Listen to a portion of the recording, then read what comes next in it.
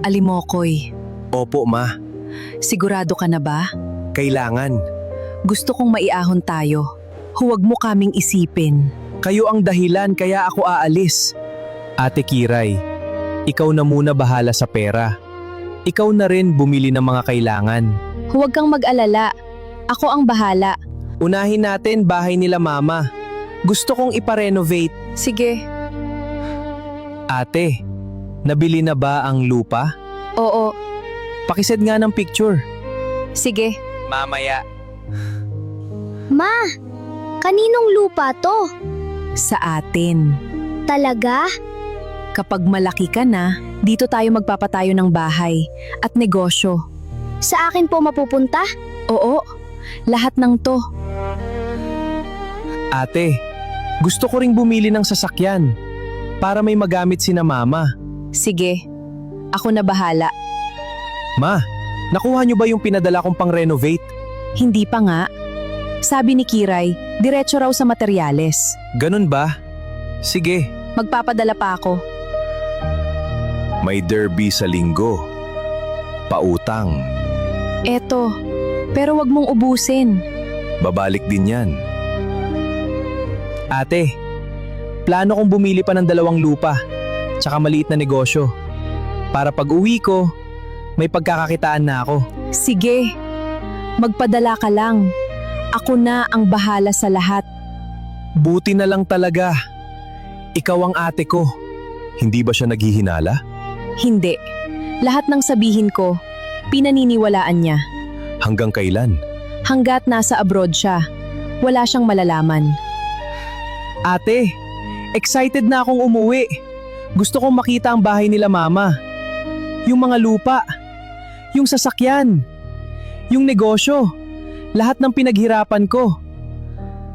Ate, nakapagpadala na ako. 500. Na-receive ko na. Pambili ng isa pang lupa at ipaayos na rin ang bubong nila mama. Sige, ako na bahala. Kiray, kailan sisimulan ang renovation? Ma, kulang pa. Ang mahal na kasi ng materyales. Akala ko may pinadala na si Alimokoy. Naubos na. Nagtaasan kasi presyo. Ganun ba? May bagong derby. Sasali ako. Magkano kailangan mo? 50. Eto, Kapag nanalo ako, dodoblehin natin. huwag mo lang ubusin. Ma, ang dami na nating lupa. Hindi pa nga lahat. Sa akin po lahat yan? Oo, ikaw ang magmamana. Patatayuan natin ang apartment. Tsaka negosyo. Ang yaman pala natin. Ate, plano ko rin bumili ng poultry para may negosyo tayo. Sige, magpadala ka lang. Pag uwi ko, hindi na ako babalik ng abroad. Gusto ko na lang alagaan sina mama. Papa, ang bait talaga ni Alimokoy. Lahat iniisip tayo. Oo, kahit malayo, hindi tayo nakakalimutan. Ate, pwede bang makita ang mga titulo? Gusto ko lang may copy ako. Nasa safety box. Hindi ko mailabas ngayon. Sige, kahit picture na lang. Sige, bukas. Paano kung malaman niya? Hindi malalaman. Photocopy lang ang ipapadala ko.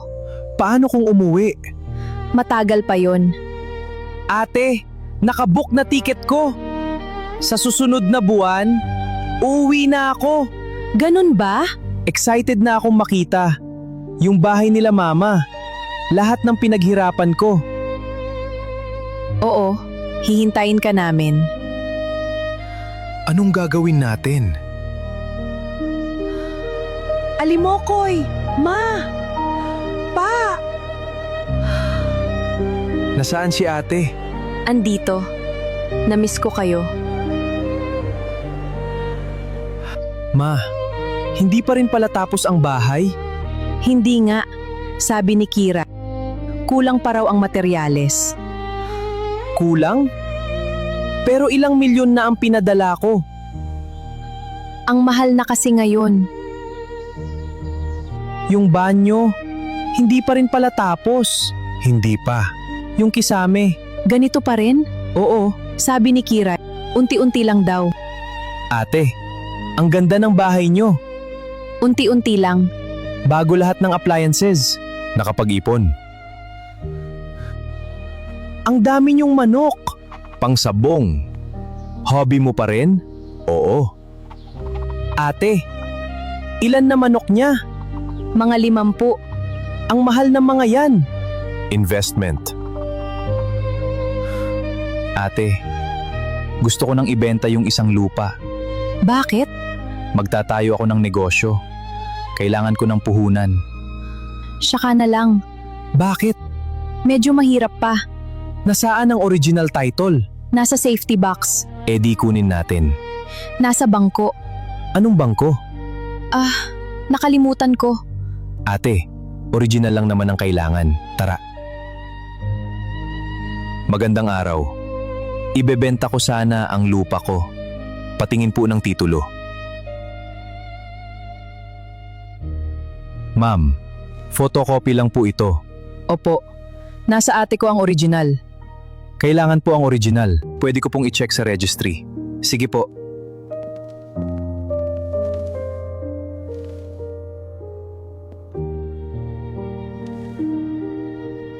Sir, hindi po kayo ang registered owner. Ha?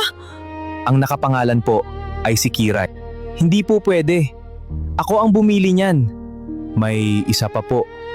Yung pangalawang lupa, nakapangalan din kay Kiray. At ang ikatlo, sa anak niya. Hindi. May mali. Ako ang nagpadala ng pera. Ako ang bumili ng mga lupang yan. Base po sa records, si Kiray po ang registered owner. Hindi pwede. Pakicheck niyo ulit.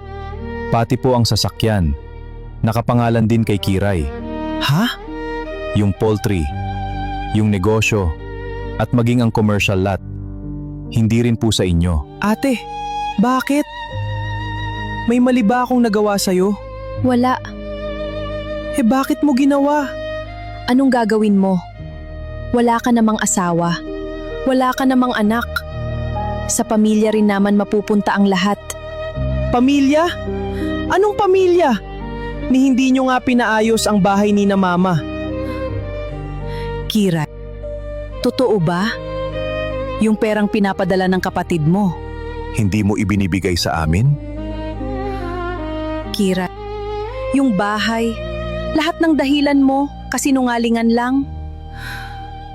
Ma, akala ko ba sa atin ang mga lupa? Hindi pala. Lahat ng sinasabi mo, kasinungalingan? Alimokoy, patawarin mo kami. Akala namin, totoo lahat ng sinasabi ng ate mo. Hindi namin alam na niloloko ka na pala. Hindi ko kayang magalit sa inyo. Pero, ang sakit. Pinagkatiwalaan ko ang sarili kong ate.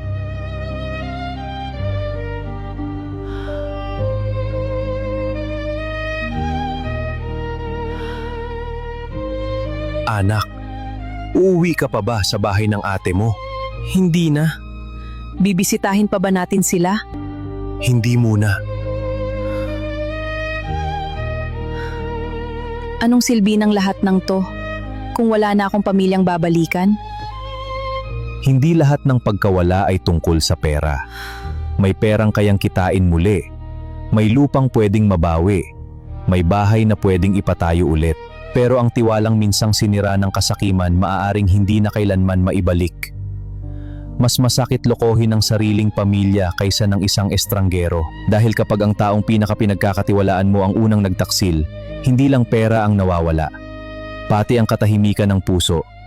At ang tahanang akala mong babalikan mo, unti-unti ring nawawala.